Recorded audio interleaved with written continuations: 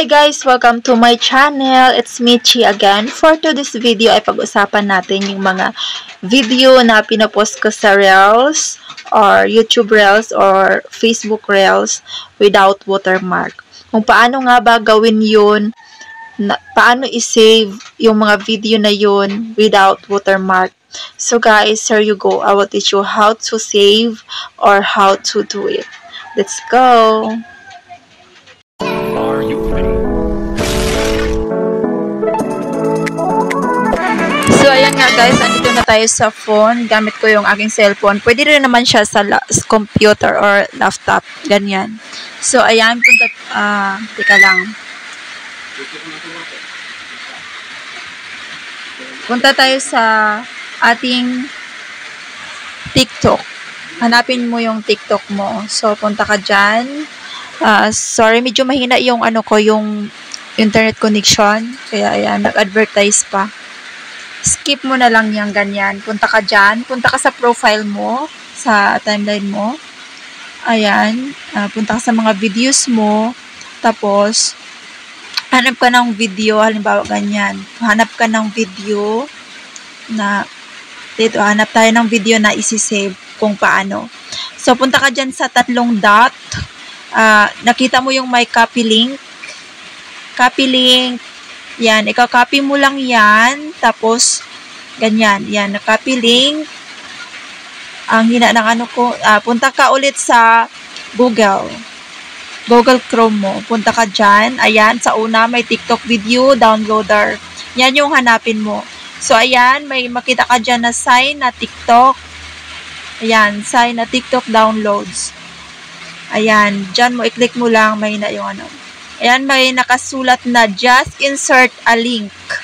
Yan, i-copy-paste mo lang yung link po kanina sa TikTok.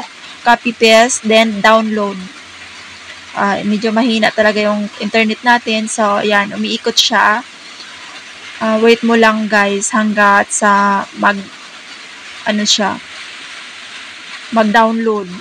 So, ayan, may nakita kang without watermark and download with ganyan, download MP3. Yung piliin mo is without watermark kasi yung without watermark na video. Ayan, wait lang natin. So, ayan na guys, downloading na siya.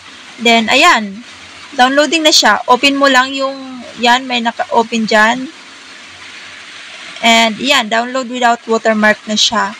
And then, yun lang, easy lang. Pwede mo na siyang i-download sa mga Reels mo.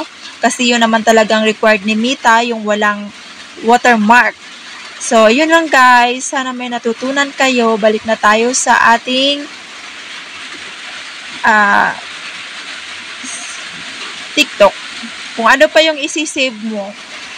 Marami kang easy lang siya guys. Mas lalo na gamit mo yung phone, easy lang siya. Yan. Tsaka yung naman, yung gusto mo, nagtitake ka pa lang ng video gamit yung TikTok camera mo, pwede mo rin gamitin. Ayan, halimbawa ganyan, nagtake ka ng video, tapos may dyan na save. Yan, pindutin mo lang, umiikot tayo.